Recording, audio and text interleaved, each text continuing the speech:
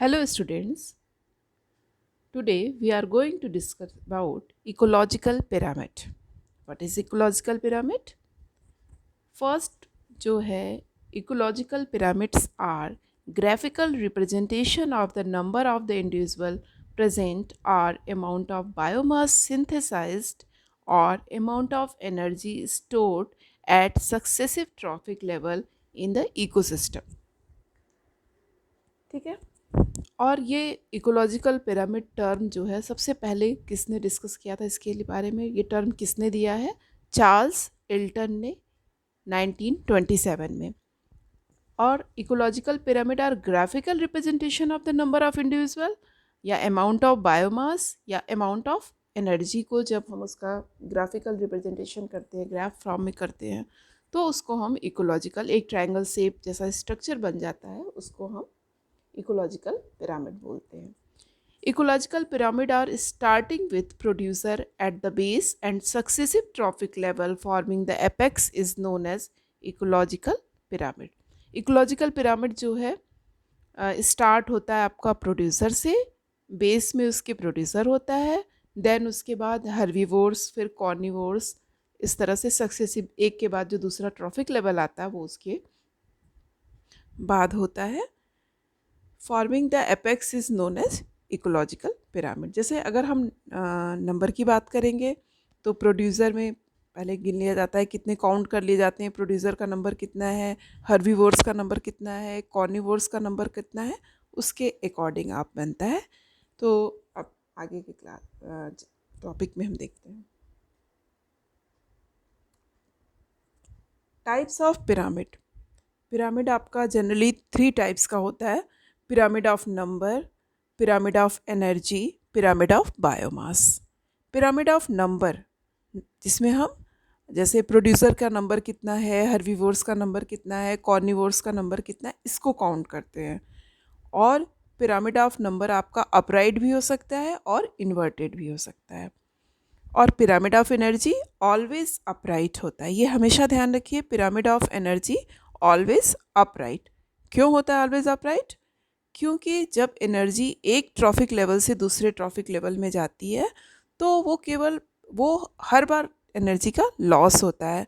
तो इसका मतलब है कि एनर्जी हमेशा अपराइट रहेगा। अभी हम आगे इसको डिस्कस करेंगे। पिरामिड ऑफ बायोमास, बायोमास का मतलब क्या है आपका? वेट से होता है। अगर जैसे ये दोनों हो सकता है अपराइट एंड इन्वर्टेड। जैसे वेट की बात करते हो तो जैसे हम प्रोड्यूसर का पूरा नंबर में जब हम काउंट करते हैं तो प्रोड्यूसर का नंबर कितना है, और जब बायोमास में बनाते हैं तो हम देखते हैं कि प्रोड्यूसर का जितना भी प्रोड्यूसर प्रेजेंट है नंबर में, चाहे वो जितना भी हो, सारे का वेट कितना है। तो अगर प्रोड्यूसर का वेट सबसे ज़्यादा, हर्बीवोर्स का वेट उससे कम, कॉर्निवोर्स का वेट उससे कम, तब ये आपका अपराइट पिरामिड बनेगा। और इन्वर्टेड पिरामिड कब बनेगा? जब सबसे कम वेट प्रोड्यूसर का हो, उससे थोड़ा अधिक वेट हर्बीवोर्स का हो और सबसे ज़्यादा वेट आपका कॉर्निवोर्स का हो, तब इन्वर्टेड पिरामिड बनता है आपका। Now we discuss about first pyramid of number. तो पिरामिड ऑफ नंबर क्या है? Graphical representation of numerical strength of various population in different trophic level पर unit area of an ecosystem. Graphical representation, numerical strength मतलब number, various population, different type की population का different trophic level में और particular area में, किसी ecosystem के particular area में हम उसको काउंट करते हैं। यूजुअली अपराइट, ज़्यादातर नंबर का जो पिरामिड होता है वो अपराइट होता है, बट कभी कभी वो इन्वर्टेड या स्पिंडल शेप्ड होता है। अभी हम लोग इसको देखेंगे कहाँ होता है inverted: parasitic food chain and tree ecosystem. Pyramid of number. In most of the ecosystem, number of individual is greatly maximum at the producer level. ज़्यादातर इंडिविजुअल्स में प्रोड्यूसर का नंबर जो होता है वो सबसे ज़्यादा होता है। Herbivores is lesser than producer, producer से कम हर्बीवर्स और हर्बीवर्स से भी कम नंबर कॉर्निवर्स का होता है। अब एक एग्जांपल आप देखो पिरामिड ऑफ नंबर का। ये आपका पॉन्ड इकोसिस्टम भी है इसमें, और क्रॉपलैंड या एंड ग्रॉसलैंड इकोसिस्टम भी आपका इसी में है। देखो, जैसे फाइटोप्लैंक्टन, अगर पॉन्ड इकोसिस्टम आप लोगों ने पढ़ा है, उसमें प्रोड्यूसर क्या होता है आपका? फाइटोप्लैंक्टन। फाइटोप्लैंक्टन्स मीन्स, फाइटोमस क्या होता है आपका? प्लांट से आ जाता है। प्लैंक्टन मीन्स जो वाटर करंट के साथ फ्लो करता है उसको प्लैंक्टन बोलते हैं। ज़्यादातर इसमें ब्लू ग्रीन एल्गी वगैरह जो होते हैं वो फाइटोप्लैंक्टन होते हैं। तो अगर किसी भी पॉन्ड में हम स्टडी करते हैं तो हम देखते हैं कि अगर हम पर्टिकुलर थोड़ा वाटर लेंगे उसका, और उसमें हम काउंट करेंगे कि कितने उसमें आपके ब्लू ग्रीन एल्गी या जो भी फाइटोप्लैंक्टन्स हैं वो कितने नंबर में प्रेजेंट हैं, तो हमेशा हम ये देखेंगे कि नंबर जो होगा वो बहुत ज़्यादा होगा। प्रोड्यूसर का नंबर, ब्लू ग्रीन एल्गी का नंबर या फाइटोप्लैंक्टन्स का नंबर ज़्यादा होगा। अब जू प्लैंक्टन में उसमें क्या आता है आपका? जू प्लैंक्टन में आती है उसमें आपकी फिर फाइटोप्लैंक्टन के बाद जू प्लैंक्टन। जू प्लैंक्टन मतलब जो एनिमल जो होते हैं वो फ्लो करते हैं वाटर के करंट के साथ, उनको जू प्लैंक्टन। तो फाइटोप्लैंक्टन से ज़्यादा होगा आपका जू प्लैंक्टन, फाइटोप्लैंक्टन से कम होगा, थोड़ा कम, जू प्लैंक्टन। और जो स्मॉल फिशेस या जो हर्बीवोर्स फिशेस होती हैं वो आपकी जो होती है वो उससे नंबर में थोड़ा कम, जू प्लैंक्टन से भी। और सबसे कम नंबर जो होगा आपकी कॉर्निवोर्स फिशेस की होगी, टॉप कॉर्निवोर्स। इसी तरह से ग्रासलैंड में अगर हम देखेंगे तो ग्रासेस की संख्या सबसे ज़्यादा, अगर ग्रास को काउंट करें नंबर में तो सबसे ज़्यादा।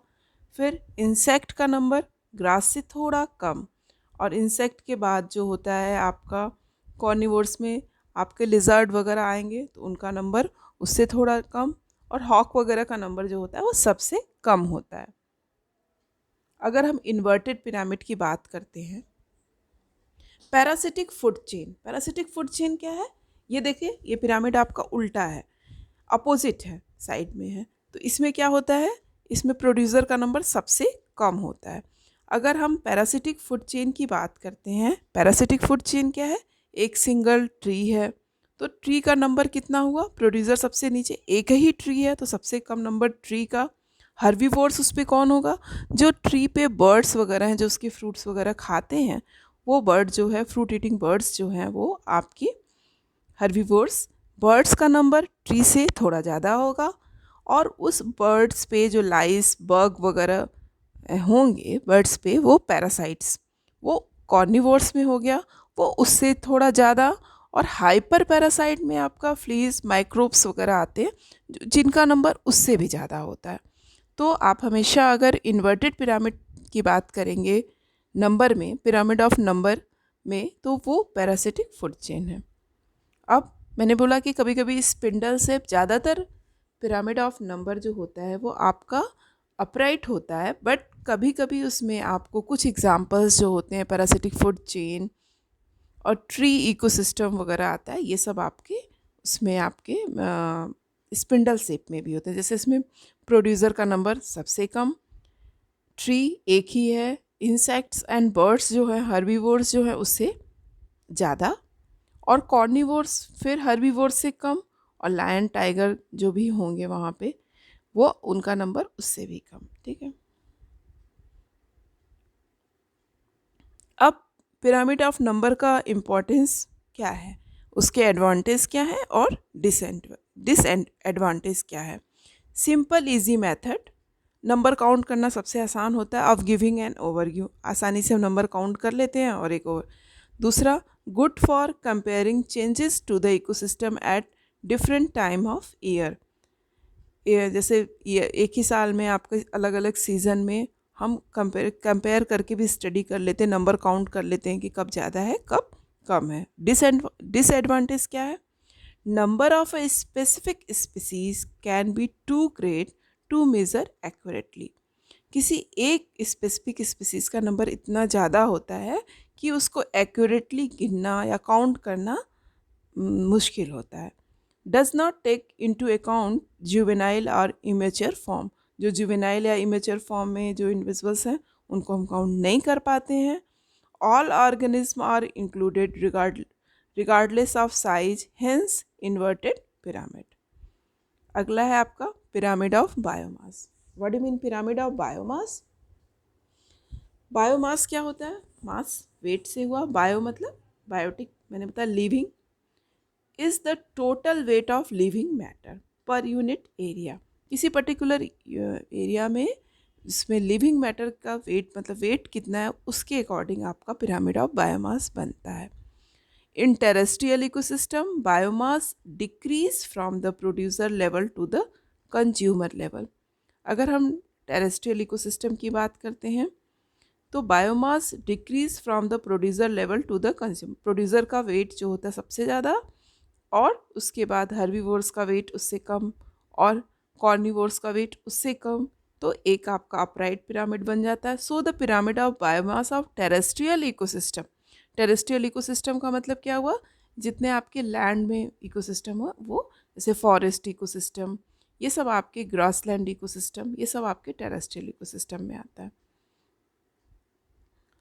अपराइट। अब पिरामिड ऑफ बायोमास में एग्जाम्पल देखो टेरेस्ट्रियल इकोसिस्टम का। ग्रासलैंड इकोसिस्टम, तो अगर जितनी भी ग्रासेस प्रेजेंट हैं उनका अगर वेट देखा जाए तो सबसे ज़्यादा प्रोड्यूसर। इंसेक्ट का वेट, अगर जितने भी इंसेक्ट प्रेजेंट हैं उनका वेट लिया जाए तो वो उससे कम। लिजर्ट का वेट उससे कम, हॉक का वेट उससे कम। तो ये एक अपराइट पिरामिड बन जाएगा। इसी तरह अगर हम फॉरेस्ट इकोसिस्टम की बात करेंगे तो उसमें भी जितने ट्रीज़ होंगे तो सबसे ज़्यादा वेट जो होगा सारे फॉरेस्ट में जितने ट्री होंगे उनका होगा। फिर उससे कम वेट जो आपके हर्बीवोर्स होंगे, डियर वगैरह, रैबिट वगैरह, उनका। और सबसे कम वेट जो होगा वो लायन, टाइगर, क्योंकि लायन और टाइगर जो होते हैं वो नंबर में बहुत ही कम होते हैं, तो इसलिए जितने भी होंगे उनका वेट उससे भी कम होगा, तो वो भी आपका अपराइट पिरामिड होगा। लेकिन एक्वेटिक इकोसिस्टम में जो पिरामिड बनता है बायोमास का वो इन्वर्टेड होता है। जैसे पॉन्ड इकोसिस्टम का एग्जांपल देखो। यही पॉन्ड इकोसिस्टम में जो हम देख रहे थे तो ये नंबर की बात कर रहे थे तो ये अपराइट है, लेकिन बायोमास की बात कर रहे हैं तो ये इन्वर्टेड हो जा रहा है। क्यों? In aquatic ecosystem producer are small organism so their biomass is less. The primary and secondary consumer are bigger so their biomass is. ज़्यादातर एक्वेटिक इकोसिस्टम में जितने भी प्रोड्यूसर होते हैं वो स्मॉल ऑर्गेनिज्म होते हैं, छोटे ऑर्गेनिज्म होते हैं, तो उनका वेट भी जो होता है, अब एल्गी का वेट कितना होगा? एल्गी का वेट हमेशा कम होगा। फिश वगैरह जो आपके जितने भी उसमें सेकेंडरी कंज्यूमर होते हैं, स्मॉल फिश, लार्ज फिश, उनका वेट हमेशा ब्लू ग्रीन एल्गी वगैरह से प्रोड्यूसर लेवल से ज़्यादा होगा। तो इसलिए जो ये पिरामिड बनता है पॉन्ड इकोसिस्टम का वो आपका इन्वर्टेड होता है। सबसे कम वेट प्रोड्यूसर का एल्गी, और हर्बीवोर्स में जूप्लैंक्टॉन्स आती हैं, कुछ हर्बीवोर्स फिशेस भी आती हैं, तो वो उनका वेट जो होता है उससे ज़्यादा, उससे थोड़ा ज़्यादा। कॉर्निवोर्स स्मॉल फिशेस जो हैं उनका वेट और ज़्यादा।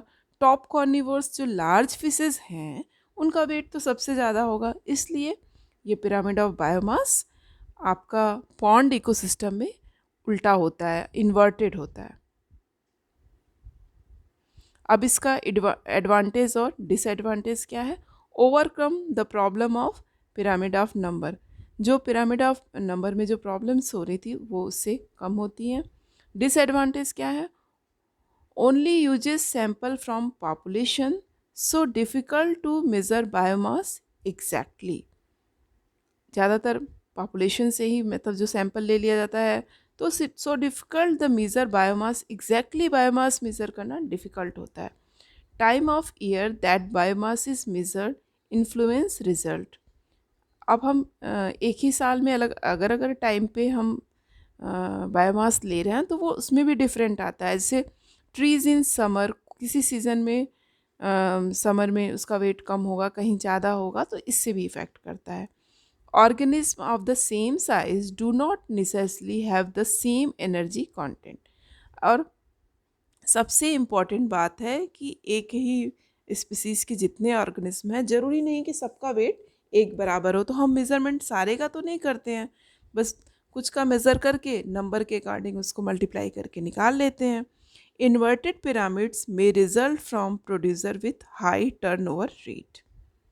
अब है pyramid of energy. ठीक है. In an ecosystem, energy flow from the producer level to the consumer level.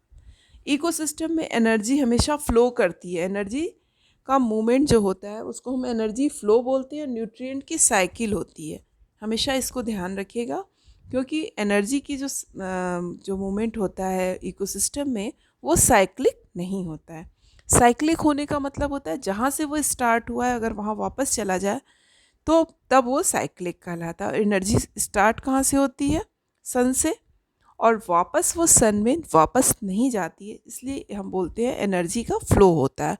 और न्यूट्रिएंट जो है आपका जहाँ से स्टार्ट होता है मिनरल्स, फिर वापस वो वहीं चला जाता है, इसलिए हम बोलते हैं न्यूट्रिएंट की साइकिल होती है और एनर्जी फ्लो करता है. और एनर्जी हमेशा जब एक ट्रॉफिक लेवल से दूसरे ट्रॉफिक लेवल पे जाती है या फ्लो करती है तो 80 से 90% ऑफ एनर्जी लॉस हो जाती है. ओनली 10% ऑफ एनर्जी जो होता है वो एक ट्रॉफिक लेवल से दूसरे ट्रॉफिक लेवल में जा पाता है. तो इसका मतलब हमेशा प्रोड्यूसर में एनर्जी सबसे ज़्यादा होगी, हर्बीवोर्स में एनर्जी उससे कम और कार्निवोर्स में एनर्जी उससे कम. क्योंकि जब एक ट्रॉफिक लेवल से दूसरे ट्रॉफिक लेवल में एनर्जी ट्रांसफ़र होती है तो हमेशा वो उसका 80 से 90% तक लॉस हो जाता है. ओनली 10% एनर्जी ही आपकी नेक्स्ट टॉपिक लेवल तक पास हो सकती है. इसी वजह से आपके एनर्जी का पिरामिड हमेशा अपराइट होता है. अक्सर ये ऑब्जेक्टिव क्वेश्चन में पूछा जाता है, इसके लिए आप हमेशा ध्यान से तैयार रहिए. जैसे देखो तो सिंपल सी बात है, producer, herbivores, carnivores, top carnivores.